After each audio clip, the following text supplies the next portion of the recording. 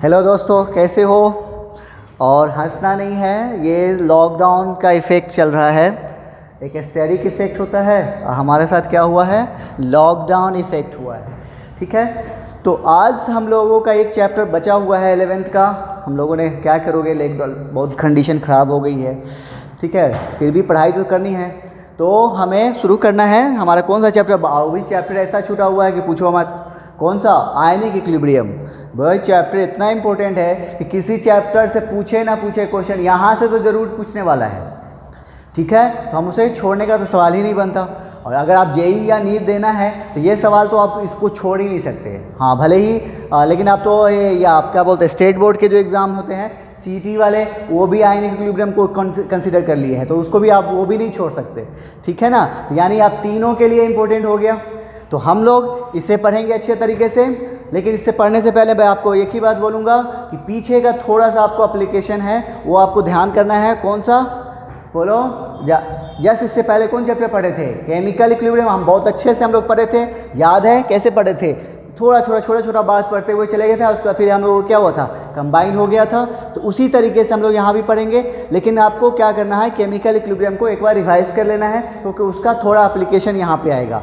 और फिर चले जाना है पहला चैप्टर जो हम लोग पढ़े थे, कौन सा? मोल कंसेप्ट। वहाँ पे एक टर्म हमने बताया था आपको, कंसंट्रेशन टर्म पढ़ाया था, तो उसे एक बार रिवाइज कर लेना है। ठीक है, और देन दोनों का थोड़ा एप्लीकेशन यहाँ पे आएगा। वैसे मैं आपको कोशिश करूँगा कि आप पीछे का बहुत कम दिक्कत हो, लेकिन फिर भी आप रिवाइज कर लेंगे तो ज़्यादा दिक्कत नहीं आएगी। मैं कोशिश करूँगा कि आपको सब समझ में आ जाए। ठीक है, तो चलो शुरू करते हैं। क्या है नाम? Ionic equilibrium. तो हेडिंग डालेंगे ionic equilibrium.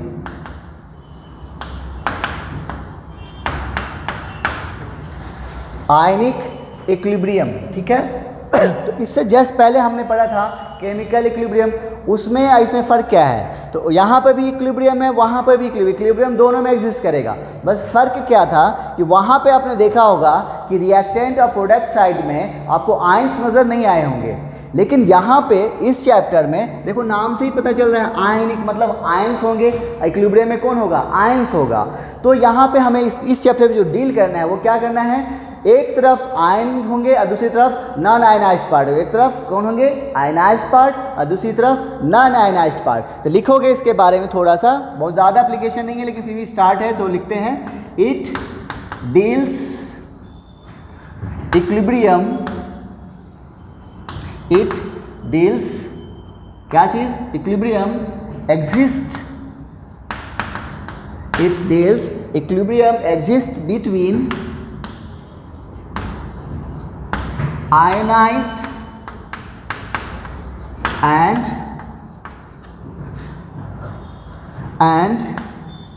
non-ionized part of a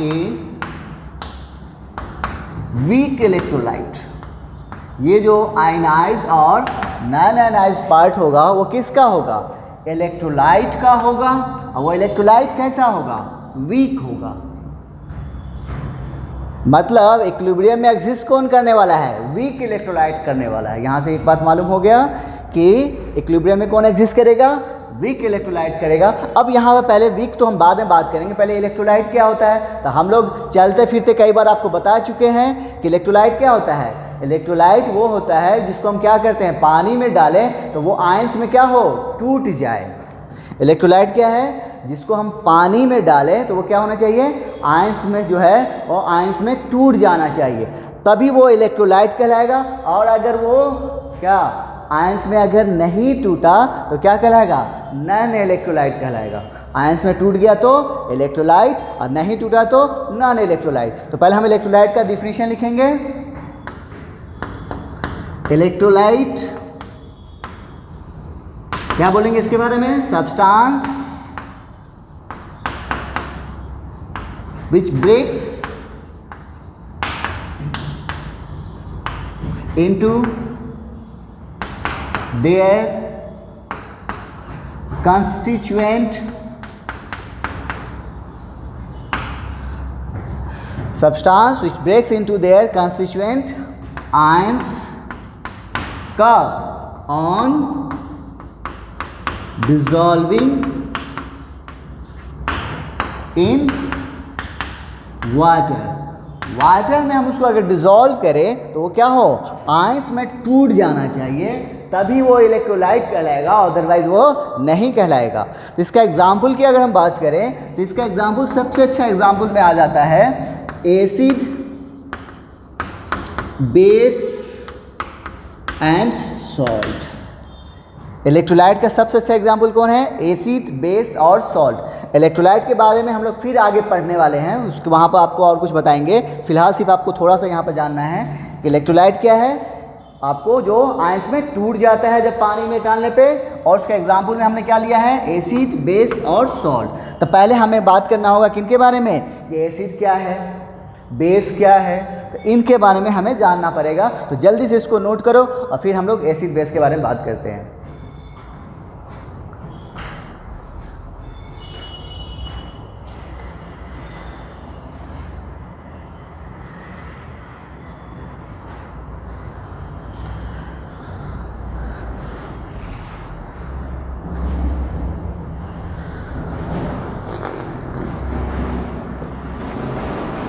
कर लिए, ओके। अब हेडिंग डालो, acid Bayes theorem. Acid Bayes theorem, acid Bayes theorem. Heading डालोगे, एसिड बेस थ्योरम। इसमें हमें बताना है, ये बताएगा हमें कि कोई सब्सटेंस एसिड है तो हम कैसे जानेंगे, या बेस है तो कैसे जानेंगे। तो इसके लिए हमें 3 कंसेप्ट पढ़ने हैं। पहला है आरहेनियस कंसेप्ट, आरहेनियस कंसेप्ट, या फिर इसको हम लोग आरहेनियस थ्योरी भी कहते हैं, छोड़ो कंसेप्ट हटा दो, आरहेनियस थ्योरी। दूसरा है ब्रॉन्स्टेड लॉरी कंसेप्ट, एंड तीसरा है लेविस, जो आप लोग जानते होंगे इसके बारे में, ये बहुत कॉमन है, लेविस कंसेप्ट। ये 3 थ्योरी है, तीनों कंसेप्ट है, यही तीनों से हमें किसी सब्सटेंस के एसिड या बेसिक नेचर के बारे में हमें मालूम हो चलेगा। तो आप जल्दी से इसे नोट करें और फिर हम लोग इन तीनों को एक एक करके देखेंगे। इसमें से पहला तो उतना ज़्यादा इंपॉर्टेंट नहीं है, लेकिन दूसरा और तीसरा जो है, इवन तीसरा से भी ज़्यादा दूसरा ज़्यादा इंपॉर्टेंट है। तो नोट करो जल्दी से,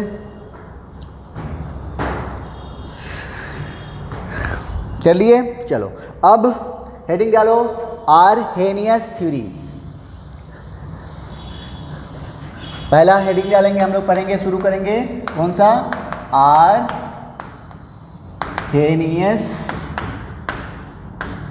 थ्योरी। आरहेनियस थ्योरी, तो पहला पॉइंट इसके साथ ये है, आरहेनियस ने एसिड और बेसिक नेचर को बताने के लिए एक मीडियम को चूज़ किया, और वो मीडियम क्या था, एक्वस मीडियम था, यानी वाटरी मीडियम को चूज़ किया। तो पहली बात हमने, इसने क्या किया, एक इसने अपना लिमिटेशन क्रिएट कर लिया। क्या क्रिएट किया, इसने एसिडिक या बेसिक नेचर पता करने के लिए, बताने के लिए एक मीडियम को चूज़ किया है, और वो कैसा मीडियम है, एक्वस मीडियम है। तो लिखेंगे इसके बारे में, explain acidic and basic nature of a substance, कहाँ, इन एक्वस मीडियम। आरहेनियस ने जो मीडियम चूज किया वो मीडियम कौन सा है, एक्वस मीडियम, या फिर इसको हम लोग वाटरी मीडियम भी कहते हैं, वाटरी मीडियम। ओके, अब इसके अकॉर्डिंग टू आरहेनियस, एसिड क्या है।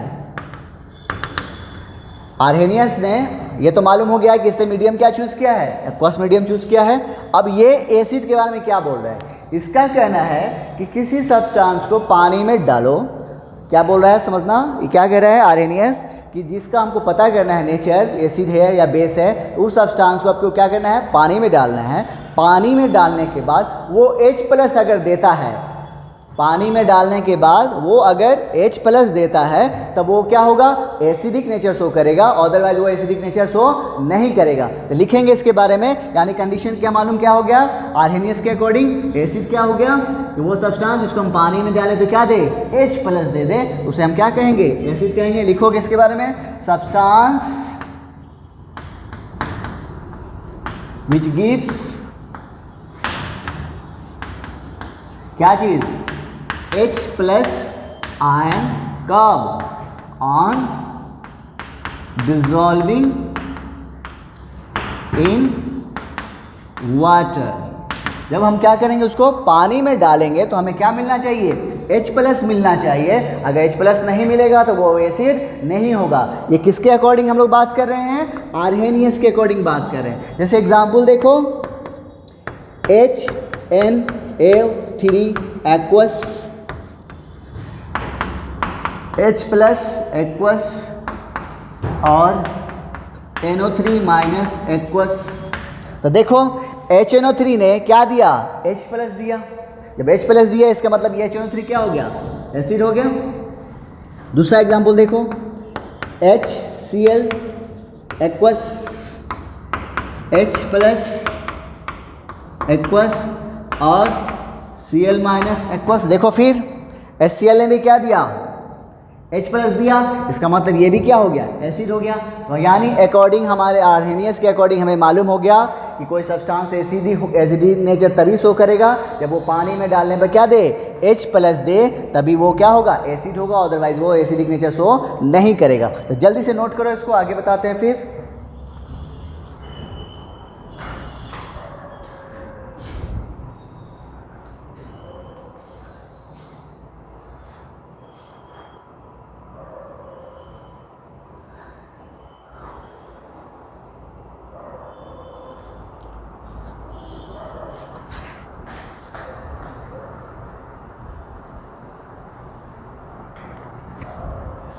कर लिए, चलो। अब यह तो मालूम हो गया हमें कि कोई सब्सटेंस क्या होगा, पानी में डालने पे क्या देगा, H+ देगा, और वो क्या कहलाएगा, एसिड कहलाएगा। तो एसिड क्या हो रहा है, H+ दे रहा है। तो कोई एसिड कितना H+ देगा, वो उस H+ देगा, वो उसको क्या कहलाएंगे, उसको एक बोलते हैं बेसिसिटी उस एसिड की। एसिड क्या दे रहा है, H+ दे रहा है। जो H+ जब देता है उसको हम लोग क्या बोलते हैं, सिंपल H+ दे दिया ऐसे नहीं बोलेंगे। H+ दिया तो वो एक टर्म कहलाता है, वो कहलाता है बेसिसिटी ऑफ दैट एसिड। तो मतलब ये हो गया कि कोई एसिड कितना H+ देगा, अगर एक H+ दिया तो उसकी बेसिसिटी कितनी होगी, 1 हो गई। 2 दिया तो 2 हो गया, 3 देगा तो 3 हो गया। ठीक है, तो हेडिंग डालोगे बेसिसिटी ऑफ एसिड, या फिर सिंपली लिखो बेसिसिटी, बेसिसिटी।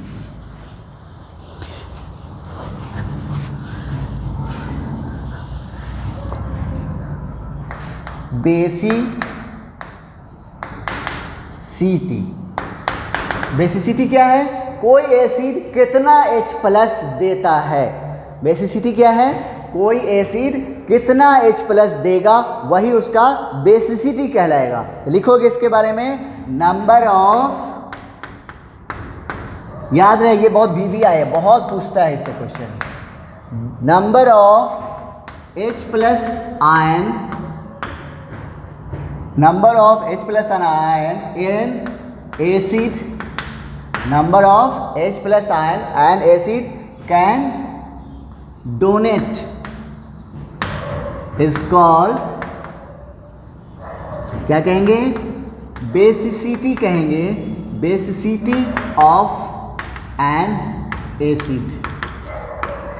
क्या है, कोई एसिड, एसिड है तो क्या देगा, H+ देगा, वो कितना H+ देगा वही उसका क्या कहलाएगा, बेसिसिटी कहलाएगा। जैसे एक एग्जांपल देखो, H2SO4 इसने दिया है 2 H+ और SO4 माइनस। तब देखो इसने H2SO4 ने H+ दिया, ये तो एसिड हो गया। और कितना H+ दिया, 2 H+ दिया, इसका मतलब H2SO4 की बेसिसिटी कितनी हो गई, 2 हो गई। तो ये कैसा एसिड कहलाएगा, इसका नाम क्या हो जाएगा, तो इसका नाम हो जाएगा डाई बेसिक एसिड। ये सब क्वेश्चन में आपको जब न्यूमेरिकल सॉल्व करोगे तो दिया रहेगा, आपको वहाँ पे H2SO4 नहीं लिखेगा, वो सीधे लिख देगा जो एसिड है वो कैसा है, डाई बेसिक एसिड है। इसका मतलब हमें मालूम हो गया कि डाई बेसिक है, इसका मतलब वो कितना H+ दे रहा होगा, 2 दे रहा होगा, और उसकी बेसिसिटी कितनी होगी, 2 होगी। एक एग्जाम्पल और देखो, मैंने लिया है एक एग्जाम्पल और, HNO3।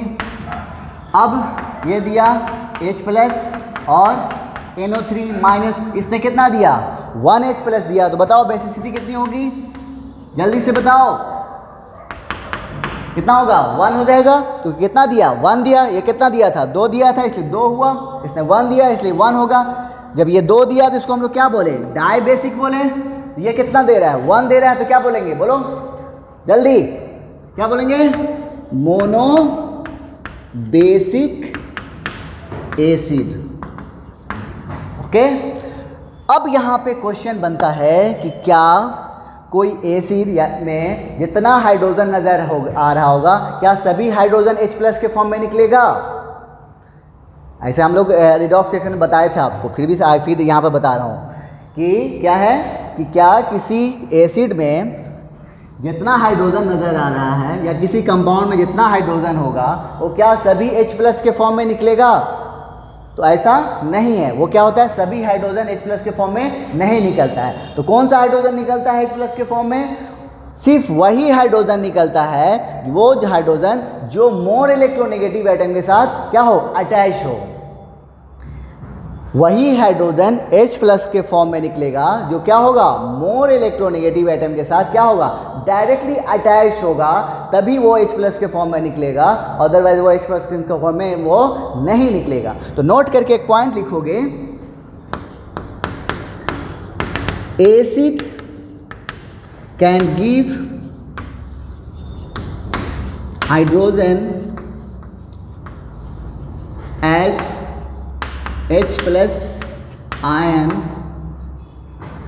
as H+ ion which is attached with more electronegative atom। क्या कह रहे हैं, एसिड वही हाइड्रोजन देगा किसके फॉर्म में, H+ के फॉर्म में, जो क्या होगा, मोर इलेक्ट्रोनेगेटिव एटम के साथ जुड़ा होगा, अदरवाइज वो नहीं देगा। तो जल्दी से इसको नोट करो, इस पे क्वेश्चन करते हैं।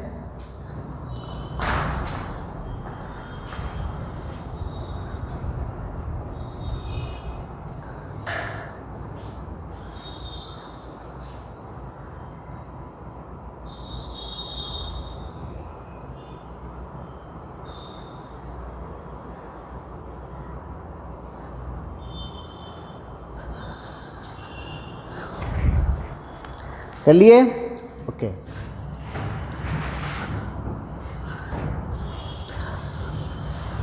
अब जैसे यहाँ पे हमारे सामने कुछ एग्जाम्पल के तौर पे हम ले रहे हैं, फॉस्फोरिक एसिड का सीरीज आप लोग को तो याद है, हमने बता चुके हैं, हम लोग सब पढ़ चुके हैं। जैसे हमें पूछा जा रहा है, हमें दिया गया है एग्जाम्पल के तौर पे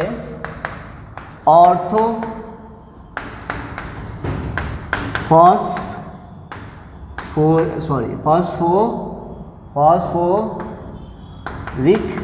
एसिड। क्या है, ऑर्थोफॉस्फोरिक एसिड है, या फिर सिंपली इसको हम लोग एक और नाम जानते हैं, फॉस्फोरिक एसिड बोले या ऑर्थोफॉस्फोरिक एसिड बोले, बात सेम है। इसका फार्मूला क्या है, बोलो जल्दी, H, बोलो जल्दी, क्या होगा, H3 और आगे PO4, यही होता है फॉस्फोरिक एसिड का फार्मूला, H3PO4। अब क्या इसकी बेसिसिटी हमें पता करनी है, तो क्या इसमें कितना हाइड्रोजन नजर आ रहा है, 3 हाइड्रोजन नजर आ रहा है, तो क्या ये तीनों हाइड्रोजन H+ के फॉर्म में निकलेगा, यानी H3PO4 3H+ और PO4 ट्रिपल माइनस, क्या इसके हिसाब से देखा जाए तो यहाँ पे बेसिसिटी कितनी है, 3 है। तो याद रहे मैं आपको एक सिंपल सा बात बता रहा हूँ कि जब भी फॉस्फोरिक एसिड सीरीज का कोई भी क्वेश्चन आए तो डायरेक्ट आप आंसर ना मारें, कभी मैं बोलूँगा ना मारें, क्योंकि आपको क्वेश्चन फिर गलत होने के चांसेस हो जाएंगे। बेहतर तरीका यह है कि उसका स्ट्रक्चर ड्रॉ करें। स्ट्रक्चर ड्रॉ करने के बारे में हम अच्छी तरह से पढ़ चुके हैं। तो स्ट्रक्चर ड्रॉ करो, इससे हमें पता ये चलेगा, स्ट्रक्चर से ड्रॉ करोगे तभी ना मालूम होगा कि हाइड्रोजन किसके साथ जुड़ा हुआ है। क्योंकि अभी अभी हम लोगों ने पढ़ा क्या कि हाइड्रोजन जो है H+ के फॉर्म में वही निकलेगा जो क्या होगा, बोलो, जो मोर इलेक्ट्रोनेगेटिव एटम के साथ जुड़ा होगा। अगर मोर इलेक्ट्रोनेगेटिव एटम के साथ नहीं जुड़ा है तो वो निकलेगा नहीं। तो इसलिए हमें कैसे पता चलेगा, तो हमें तभी पता चलेगा जब हम क्या करेंगे, उसका स्ट्रक्चर ड्रॉ करेंगे। ये थर्ड अंपायर को मैंने नहीं बताया है, स्ट्रक्चर ड्रॉ करेंगे। ओके, तो चलो स्ट्रक्चर ड्रॉ करो। तो स्ट्रक्चर ड्रॉ करना तो आप लोग अच्छी तरह जानते हो। सेंट्रल एटम कौन है, फॉस्फोरस। ये कितना बॉन्ड बनाता है, 5 बना सकता है, 3 भी बनाता है, 5 भी बनाता है, ठीक है। तो यहाँ पे 5 बॉन्ड बनाया, देखो।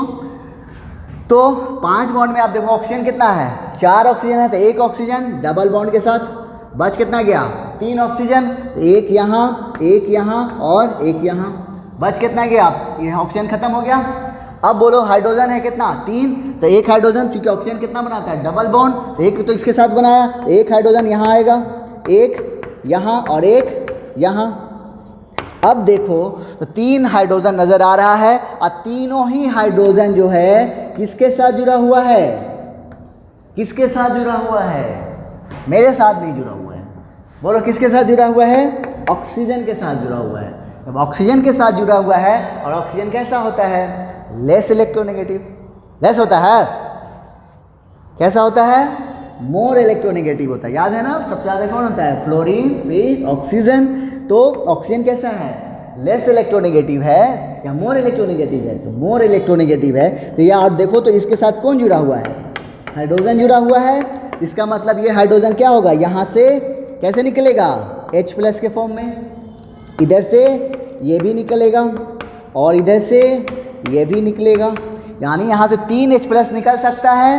तो यानी इसकी मतलब ये हो गई, यानी यहाँ पे क्या हो गया, 3 H+ निकला। तो बचा क्या इधर, POOO, और इस पे चार्ज कैसा आएगा, तो यहाँ पे देखो तो हाइड्रोजन निकल रहा है कैसे, देखो इसके ऊपर कैसा चार्ज आ गया, पॉजिटिव चार्ज आ गया। इसके पास कितना इलेक्ट्रॉन था, 1 इलेक्ट्रॉन था, और 1 इलेक्ट्रॉन इसके साथ लेकर क्या बनाया हुआ था, कोवेलेंट बॉन्ड बनाया था, शेयरिंग करके बनाया था, तो कोवेलेंट बॉन्ड बना। और अब क्या हो रहा है, यहाँ से ये निकल रहा है कैसा, H+ के फॉर्म में। H+ का मतलब अब इसके पास कितना इलेक्ट्रॉन है, जल्दी बताओ कितना इलेक्ट्रॉन है, ये तो भिखारी हो गया ना, ये अपना इलेक्ट्रॉन दे दिया। H+1+ है, 1 इलेक्ट्रॉन था ही, वो भी 1 इलेक्ट्रॉन निकल गया। अब इसके पास सिर्फ क्या बच गया, प्रोटॉन बच गया और कुछ भी नहीं। हाइड्रोजन के पास पता न्यूट्रॉन तो पहले से ही नहीं था, 1 इलेक्ट्रॉन था, वो भी क्या किया, छोड़ दिया। तो अब यहाँ पे इस बॉन्ड में 1 ऑक्सीजन का इलेक्ट्रॉन था, 1 हाइड्रोजन का था। तो 1 तो इसका अपना था, 1 एक्स्ट्रा इलेक्ट्रॉन आ रहा है किधर से, हाइड्रोजन की तरफ से आ रहा है। तो इसलिए इस पर कितना चार्ज आएगा, 1 माइनस, इस पर भी 1 माइनस और इस पर भी 1 माइनस आ जाएगा। ठीक है, तो अब बताएं कि फॉस्फोरिक एसिड का बेसिसिटी कितना हो जाएगा, बोलो।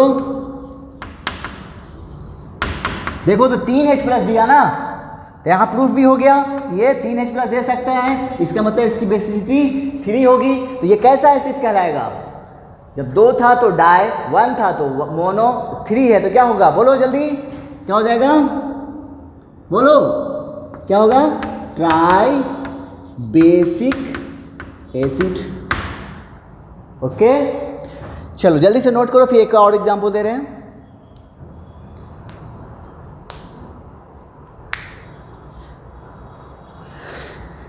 ओके, दूसरा एग्जांपल देखते हैं। देखो अब यहाँ पे दूसरा एग्जांपल लिया है, फॉस्फोरस।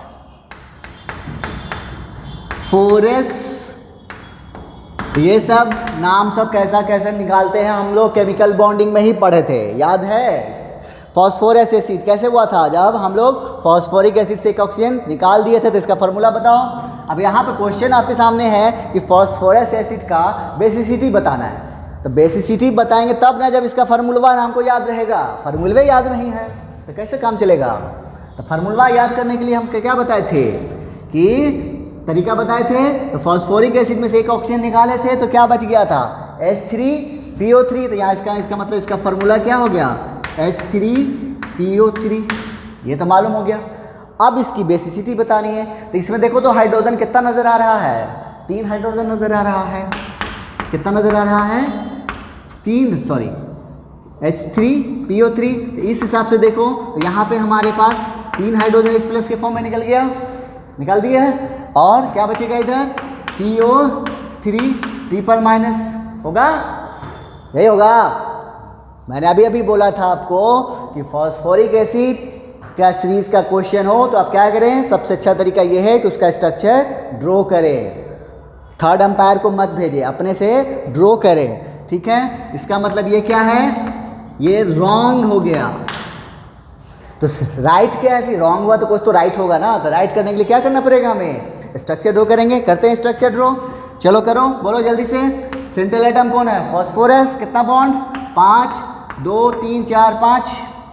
ऑक्सीजन कितना है 2 3, तो एक ऑक्सीजन तो यहाँ आया, बच कितना गया 2, एक यहाँ और एक यहाँ, अब ऑक्सीजन खत्म।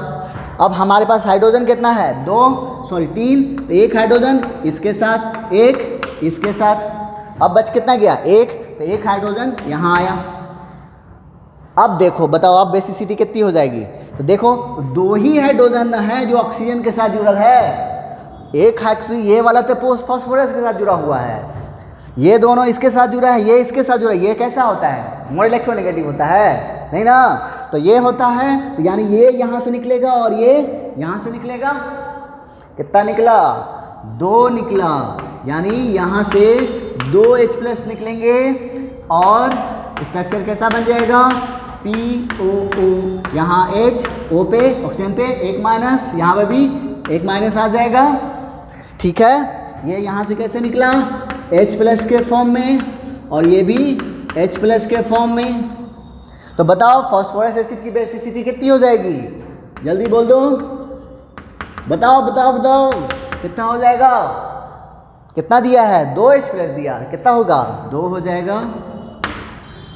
तब इसको हम कौन सा एसिड बोलेंगे, यहाँ पे 3 बेसिसिटी थी इसकी, तो क्या बोला ट्राई बेसिक, यहाँ पे 2 बेसिसिटी है, तो क्या बोलेंगे, बोलो जल्दी, क्या बोलेंगे डाई बेसिक एसिड।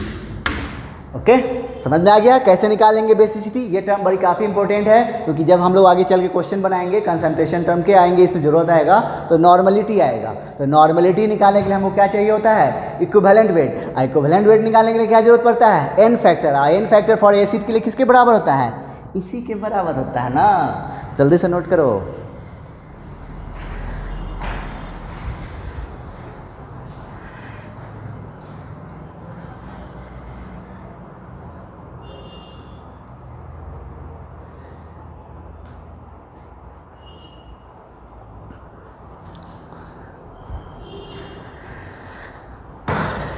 ओके, चलो एक क्वेश्चन जल्दी से लिखो तो। क्वेश्चन है बेसिसिटी ऑफ हाइपोफॉस्फोरस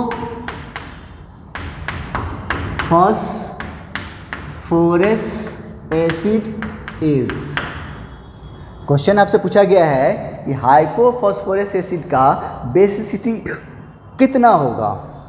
ऑप्शन है पहला 1, दूसरा 2, तीसरा 3 एंड चौथा नन। बताओ तो कैसे निकालोगे, तो आपको फार्मूला है मालूम, अब यहाँ पे क्या दे दिया हाइपोफॉस्फोरस एसिड दे दिया, तो इसका फार्मूला हमें याद ही नहीं है। याद है आपको, याद है ना, हाँ, तो जल्दी से बता दो आंसर क्या आ गया, बोलो बोलो बोलो क्या आया 1 2 3 नन, कोई तो आया होगा। तो हमें क्या करना पड़ेगा, इसका फार्मूला याद होना चाहिए आपको। फार्मूला आपको मालूम है H3PO2, आप तो बता सकते हो जल्दी से। तो अब क्या हो जाएगा, स्ट्रक्चर ड्रॉ करो। फॉस्फोरस का 5 बॉन्ड, एक ऑक्सीजन यहाँ, एक ऑक्सीजन यहाँ, बच के ऑक्सीजन खत्म, एक हाइड्रोजन इसके साथ, 1 2 3 हाइड्रोजन। तो देखो तो कितना हाइड्रोजन जुड़ा हुआ है ऑक्सीजन के साथ, एक ही सिर्फ जुड़ा हुआ है, यही वाला। ये दोनों तो किसके साथ जुड़ा है, फास्फोरस के साथ। इसका मतलब यहाँ से क्या होगा, यही सिर्फ निकलेगा H+ के फॉर्म में। जब H+ के फॉर्म में, यानी ये जो है हाइपोफॉस्फोरस एसिड कितना H+ दे रहा है, 1 दे रहा है। इसका मतलब इसकी बेसिसिटी कितनी हो गई, 1 हो गई। तो आंसर क्या हो जाएगा, 1 हो जाएगा। नोट करो।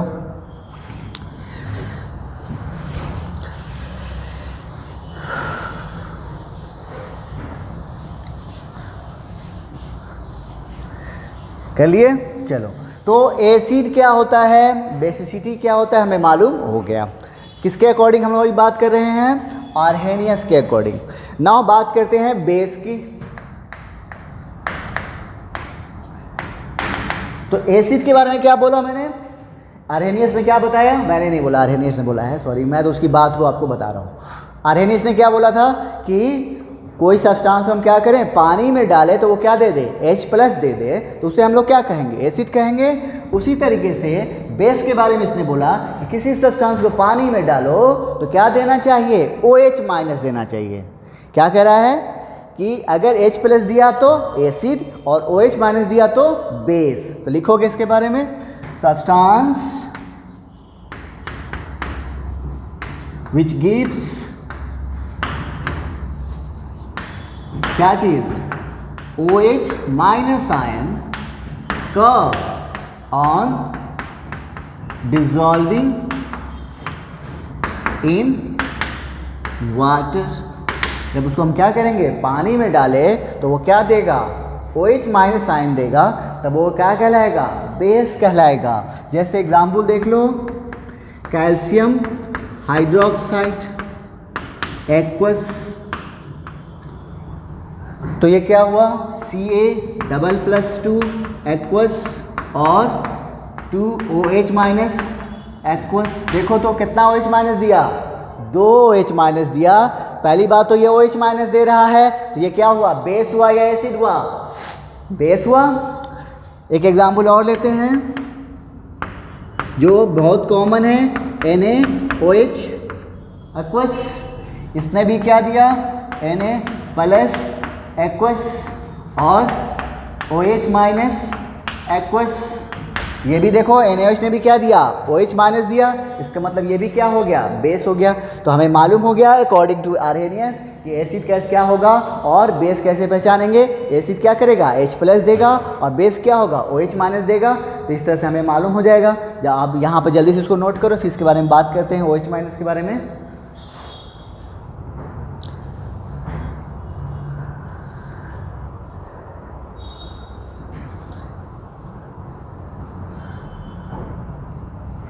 ओके। तो अब जिस तरह से एसिड क्या था, H+ दे रहा था, तो उसे हम क्या कह रहे थे, बेसिसिटी कह रहे थे उसकी, एसिड की बेसिसिटी कहते थे। अब बेस क्या है, OH- दे रहा है, तो इसको हम क्या कहेंगे, एसिडिटी। ये वो एसिडिटी नहीं है, कौन सा, इनो ऑन एसिडिटी गॉन, वो वाला नहीं है। ये कौन सा है, जब OH- कितना देगा वो एसिडिटी है। तो लिखोगे acidity, Eno on acidity gone. Acidity क्या है, number of OH- ion A base can donate is called, क्या कहेंगे उसको, एसिडिटी कहेंगे, acidity of A base. Okay. अच्छा, तो एग्जाम्पल देखते हैं जरा सा। जैसे MgOH होल ट्वाइस, ये कितना दिया, Mg+2 बना और 2OH- बना। देखो कितना OH- दिया, 2 दिया। इसके मतलब एसिडिटी कितनी हो गई, इसको एसिडिटी ज़्यादा हो गया, नहीं देखो 2 OH- है, इसका मतलब इसके पास एसिडिटी ज़्यादा है, इसको ज़्यादा इनो लेना पड़ेगा। इसका एसिडिटी कितनी हो गया, 2 हो गया। तो जब 2 H+ दे रहा था तो बेसिसिटी कितनी होती थी, 2 होती थी। जब 2 OH- दिया तो एसिडिटी क्या हो गया, 2 हो गया। तब उसको हम लोग क्या बोलते थे, डाई बेसिक एसिड बोलते थे। इसको क्या बोलेंगे, डाई एसिडिक बेस बोलेंगे। डाई एसिडिक बेस बोलेंगे। समझ में आ गया? एसिडिटी क्या होता है, जल्दी से नोट करो।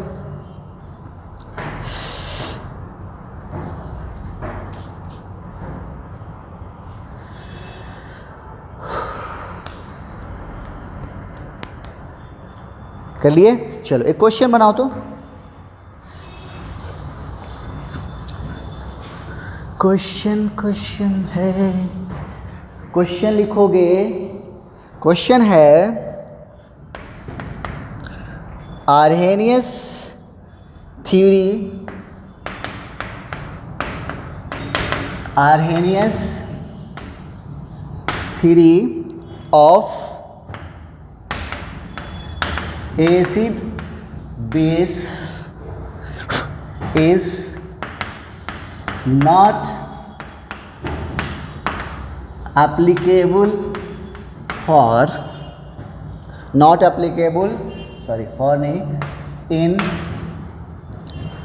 पहला ऑप्शन है एक्वस सॉल्यूशन,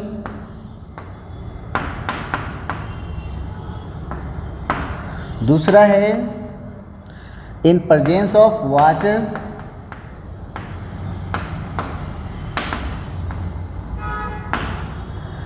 तीसरा है नॉन एक्वस सॉल्यूशन,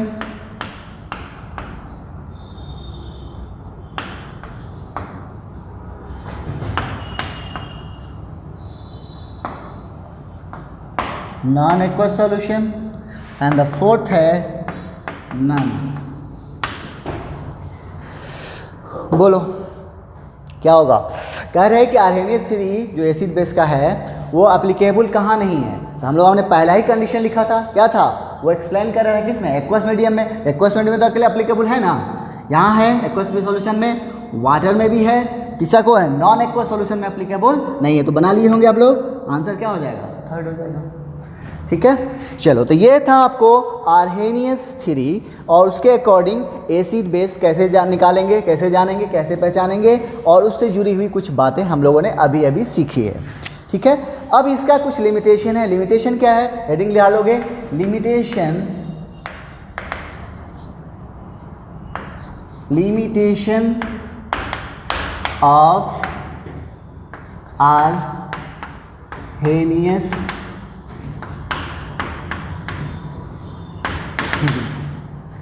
ऑनलाइन पढ़ने का एक फ़ायदा है, क्या है, टीचर को जिस पोजीशन में चाहो रोक दो, है ना। अब मान लो टीचर ने ऐसे किया है, वहीं पे पॉज कर दो, मुंह खोले हुआ है पॉज कर दो, मतलब अलग, या फिर उसका स्पीड बढ़ा दो तो अजीब तरीके से दिखेगा, है ना। तो आपकी मर्जी है, टीचर को जोकर बनाओ या जो बनाओ। ठीक है, चलो तो लिमिटेशन क्या है आर्हेनियस थ्योरी का।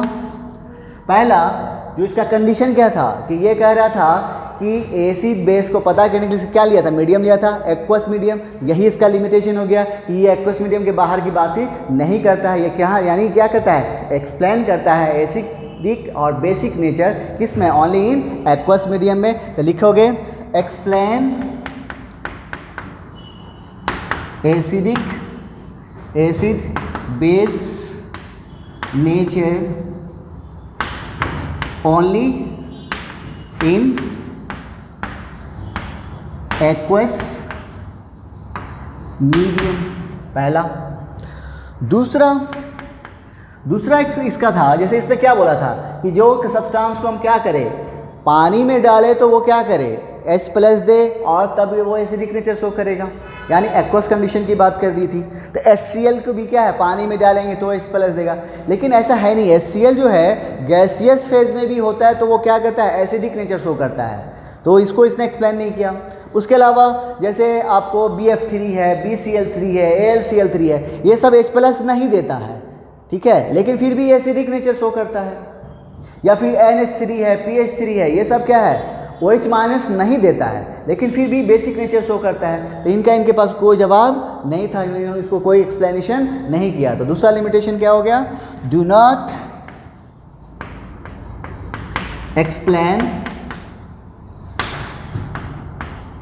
Acidic nature of PCl3, BF3, etc. and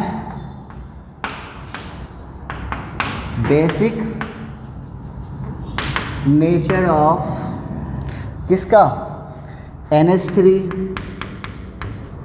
PH3 etc. तो ये था आर्हेनियस थ्योरी और उसका लिमिटेशन। तो हम लोगों ने आर्हेनियस को बड़ी अच्छा से पढ़ लिया है, इसको नोट कर लो जल्दी से। इसके बाद अगला हमारे पास कौन है, बोलो, ब्रॉन्स्टेड लॉरी, वो पढ़ते हैं। चलो नोट करो जल्दी।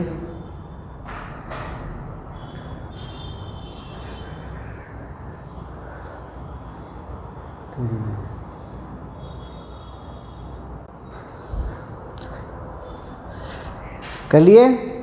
Okay.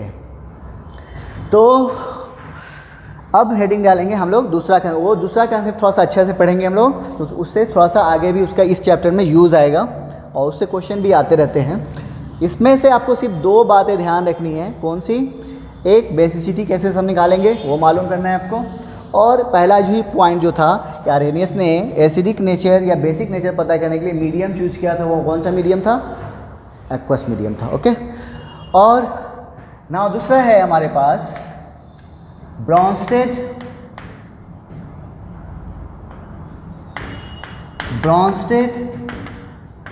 Lorry concept. Bronsted Lowry concept में क्या है, इसने थोड़ा सा चेंज किया, ज़्यादा कुछ चेंज नहीं किया, थोड़ा चेंज किया। इसने कहा, जैसे आर्हेनियस ने क्या कहा था कि जो एसिड वो होता है जो H+ देता है, उसी तरीके से इसने भी बोला कि जो एसिड होगा वो क्या करेगा, H+ देगा। लेकिन बेस के मामले में ये थोड़ा सा चेंज हो गया। उसने क्या बोला था, बेस वो होगा जो OH- देगा। इसने बोला नहीं, ऐसा नहीं है, बेस वो होगा जो H+ एक्सेप्ट करेगा। H+ देने वाला एसिड, H+ एक्सेप्ट करने वाला बेस। तो लिखोगे इसके बारे में एसिड। अब हम लोग बात करें किसके अकॉर्डिंग, ब्रॉन्स्टेड लॉरी के अकॉर्डिंग, सब्सटेंस